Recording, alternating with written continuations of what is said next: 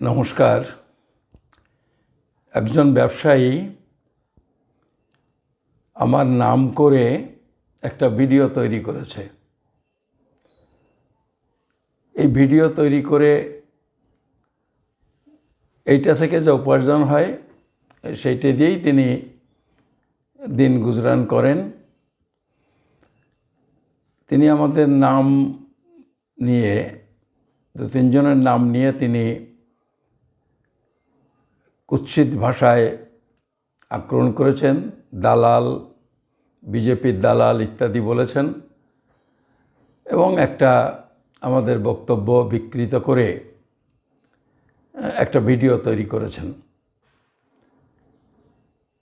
এইটা নিয়ে এর প্রতিবাদ করার কোনো প্রয়োজন ছিল না,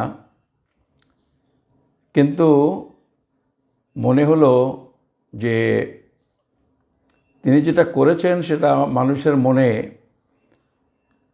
আইন সম্পর্কে, উদ্বাস্তুদের নাগরিকত্ব সম্পর্কে একটা ভুল বার্তা যেতে পারে। সেই কারণে দু চার কথা বলার উদ্যোগ নিয়েছি। তাদের মূল বক্তব্য হলো যে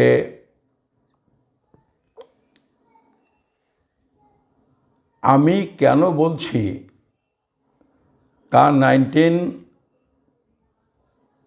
যে আইনটা তৈরি হয়েছে তাতে হিন্দু উদ্বাস্তুরা অনুপ্রবেশকারী তকমা মুক্তি হয়েছে, এই কথা আমি কেন বলছি। তাদের অভিযোগ, তাদের দাবি, এই কথা বলার জন্য নাকি মতুয়াদের মধ্যে বিজেপির বিরুদ্ধে আন্দোলন করার আগ্রহ, আন্দোলন করার ঝাঁজ কমে গেছে। তাদের ব্যাখ্যা যাই হোক, আমি CAR-19 আইনে কি আছে সেটাকে বিকৃত করার পক্ষে নই।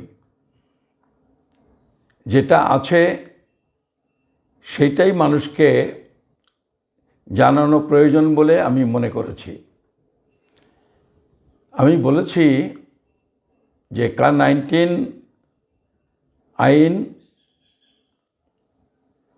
যদিও বিজেপির তৈরি করা, কিন্তু এই আইনে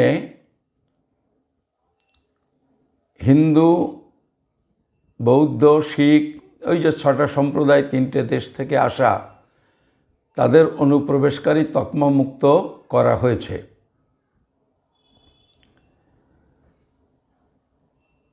আমার এই কথা বলার সপক্ষে কতগুলো যুক্তি আছে। আমি বিনা কারণে এটা বলিনি, কিন্তু এই আইনের সঠিক ব্যাখ্যা করা মানে আমি বিজেপির পক্ষে এই যে সমস্ত লোকজন বলছেন, আমার মতে তারা ঠিক বলছেন না। কারণ দুদিন পরেই প্রমাণ হয়ে যাবে কি সত্যি কি মিথ্যে। আপনাদের সবাইকে আমি অনুরোধ করব যে CAR-19 আইনটা আপনারা একটু পড়ে দেখুন। CAR-19 আইনটা মাত্র একটা বাক্যের আইন। সেইটা হলো 2003 সালে তখন অটল বিহারী বাজপেয়ী প্রধানমন্ত্রী, সেই সময়ে নাগরিকত্ব আইনে এই 21B একটা সেকশন নতুন করে সৃষ্টি করা হয় এবং সেই সেকশানে অনুপ্রবেশকারী কারা সেইটা সংজ্ঞায়িত করা হয়। তাতে বলা হয় পৃথিবীর যে কোনো প্রান্ত থেকে, যে কোনো দেশ থেকে যে কোনো মানুষ, হিন্দু, মুসলমান, বৌদ্ধ, খ্রিস্টান, যে কেউ বিনা অনুমতিতে বা বৈধ অনুমতিপত্র ছাড়া ভারতে ঢুকলে বা অনুমতিপত্র নিয়ে ভারতে ঢুকলে তার অনুমতির সময়সীমা পার হয়ে যাওয়ার পরেও যারা ফিরে যাননি তারা সবাই অনুপ্রবেশকারী বা ইল্লিগাল মাইগ্রান্ট। এইসব অনুপ্রবেশকারীরা কোনো উপায়ে ভারতে নাগরিকত্ব পাবে না। এই আইনটা অটল বিহারী বাজপেয়ীর সময়ে তৈরি হয়। অটল বিহারী বাজপেয়ী বা বিজেপির পরিকল্পনা, মূল দায়িত্ব ভালো মন্দ যাই হোক, তার প্রধান দায়িত্ব, মূল দায়িত্ব হলো বিজেপির। কিন্তু একথা ঠিক, সেই সময়ে মমতা বন্দ্যোপাধ্যায় অটল বিহারী বাজপেয়ীর মন্ত্রী ছিলেন। শুধু তাই নয়, এই আইন পার্লামেন্টে সর্বসম্মতিক্রমে পাশ হয়। ফলে এই আইন তৈরি করার দায়িত্ব বড় বড় রাজনৈতিক দল কোনোটি অস্বীকার করতে পারে না। যদিও এই আইন তৈরি করার পরিকল্পনা বিজেপির, তারাই মূলত এই আইনের জন্যে দায়ী। এই আইন তৈরি হওয়ার পর রাষ্ট্রপতি এই আইনে সই করেন ঠিক 1 বছর পর 2004 সালের 3রা ডিসেম্বর। আর এই আইন রাষ্ট্রপতি সই করার মাত্র 12 দিন পরেই ঠাকুরনগরে মতুয়ারা এই আইনের বিরুদ্ধে, বিজেপির তৈরি করা এই আইনের বিরুদ্ধে আন্দোলন শুরু করেন, অনশন শুরু করেন। আমি নিজেও সেই 7 দিনের অনশনে অংশগ্রহণ করেছিলাম। আমি সেই আন্দোলনে নেতৃত্ব করেছিলাম। আমাকে মুখপত্রের দায়িত্ব দেওয়া হয়েছিল। এইটা আমি সেদিন করেছিলাম। সেই দিন থেকে এই যে আন্দোলন শুরু হয়, শুধু মতুয়ারা নয়, বিভিন্ন ছোট বড় উদ্বাস্তু সংগঠন সেই থেকে একটানা আন্দোলন করে গেছে বহু বছর। সুপ্রিম কোর্টে কেসও করা হয় এর বিরুদ্ধে। আমরাই joint action committee for Bangali refugee এই 21B সেকশনের বিরুদ্ধে সুপ্রিম কোর্টে মামলা করি। আরও কিছু ইস্যু ছিল এই মামলাতে। 6A যেটা নিয়ে এখন শুনানি হচ্ছে, এটাও তার মধ্যে ছিল। এই সমস্ত চাপের ফলে দীর্ঘকাল পরে 2003 আর 2016 সালে বিজেপি একটা বিল আনে, সিটিজেনশিপ অ্যামেন্ডমেন্ট বিল 2016। এইটা আর কিছুই ছিল না। এই বিলটা হলো 2003 সালে বিজেপির তৈরি করা যে আইন, সেই আইনে একটা ছোট্ট সংশোধন। কি সংশোধন? কার 19 হলো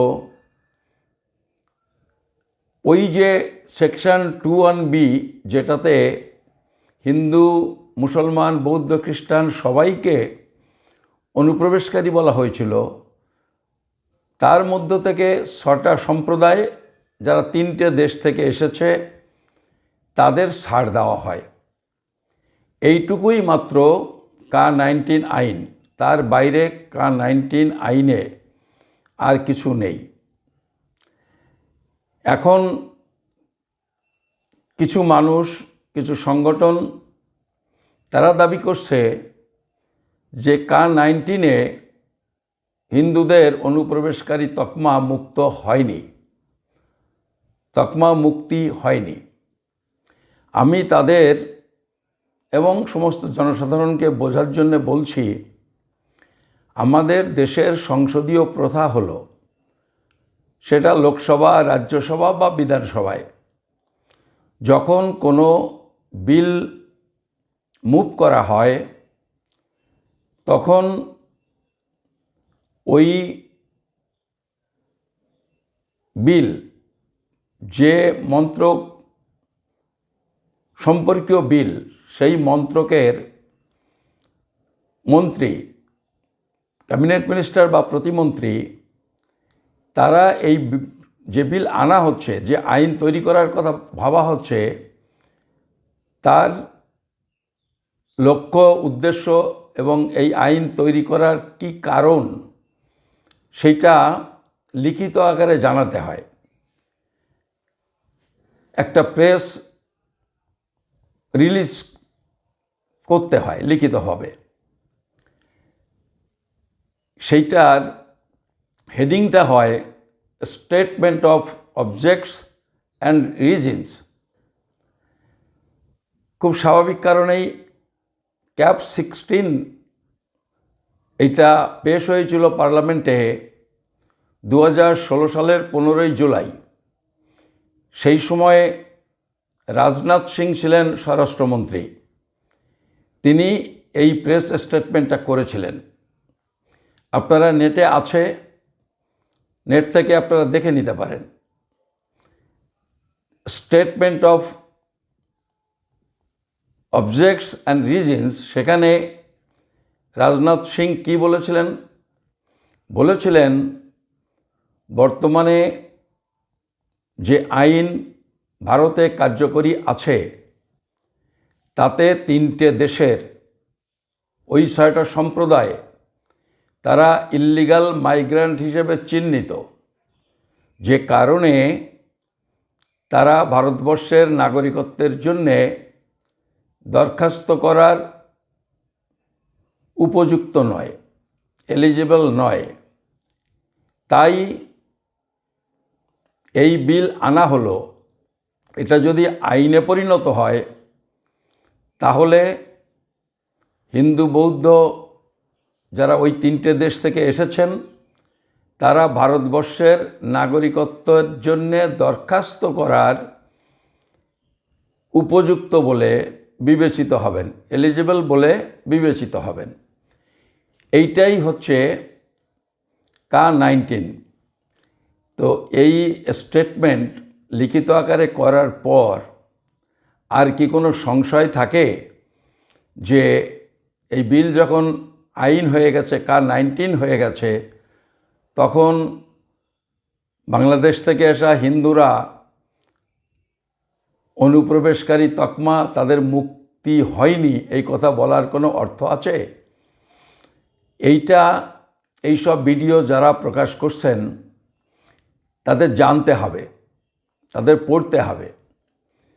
আসলে এই যারা ভিডিও করছেন, এই সব অপপ্রচার যারা করছেন, তারা উদ্বাস্তু আন্দোলনের মানুষ নন।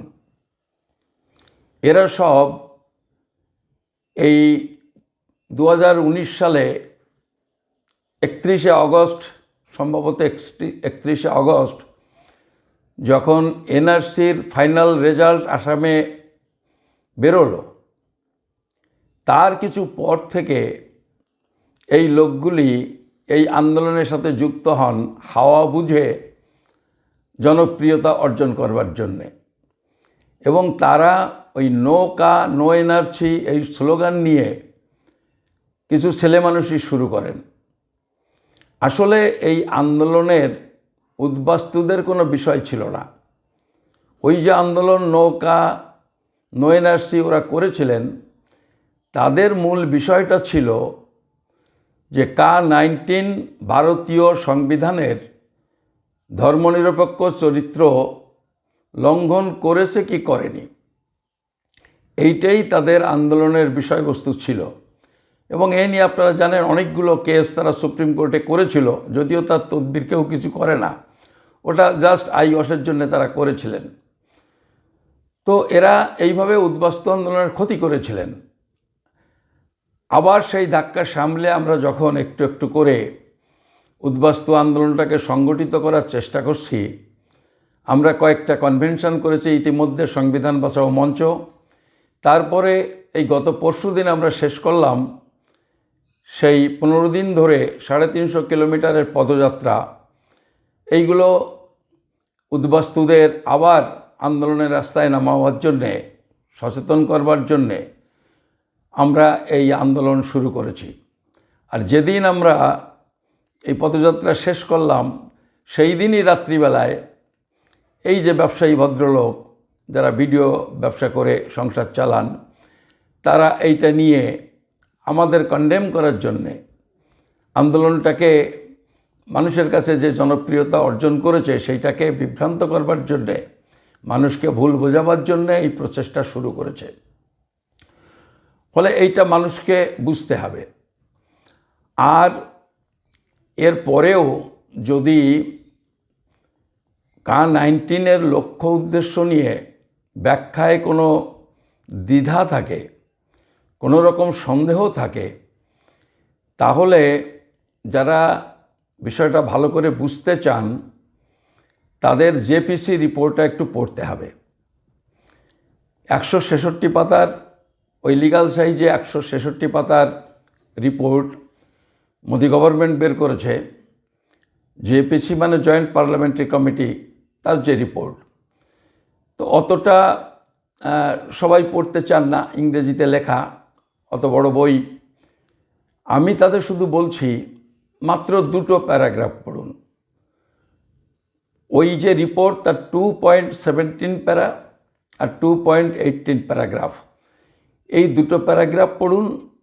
এটা সম্ভবত ছাপা যে বইটা, হয়তো নেটের যেটা পাবেন তাতে পৃষ্ঠা নাম্বারটা এদিক ওদিক হতে পারে। তো ছাপা যে বইটা আছে সেটা আমার কাছে আছে, অরিজিনাল বই, সেটা 33 পাতাতে এটা আছে। সেটা যদি আপনি পড়েন তাহলে দেখবেন সেখানে পরিষ্কার লেখা আছে যে COVID-19 পরে বাংলাদেশ থেকে আসা হিন্দুরা, খ্রিস্টানরা, বৌদ্ধরা আবেদন করতে পারবেন, কিন্তু নাগরিকত্ব পেতে গেলে কি কি শর্ত লাগবে ইত্যাদি ইত্যাদি সেখানে মোদি গভর্নমেন্টের অফিসাররা, ministry of home affairs, legal ministry, আইন মন্ত্রক, ল মিনিস্ট্রি এবং বিদেশ মন্ত্রকের অফিসাররা সেসবগুলো ব্যাখ্যা করে ওখানে বুঝিয়েছেন।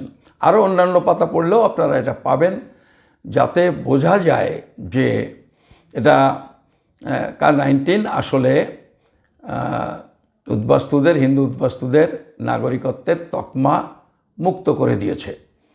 কিন্তু আমরা বলছি যে তকমা মুক্তি হয়েছে, কিন্তু তা সত্ত্বেও বাঙালি কোনো উদ্বাস্তু এই আইনে নাগরিকত্ব পাবে না।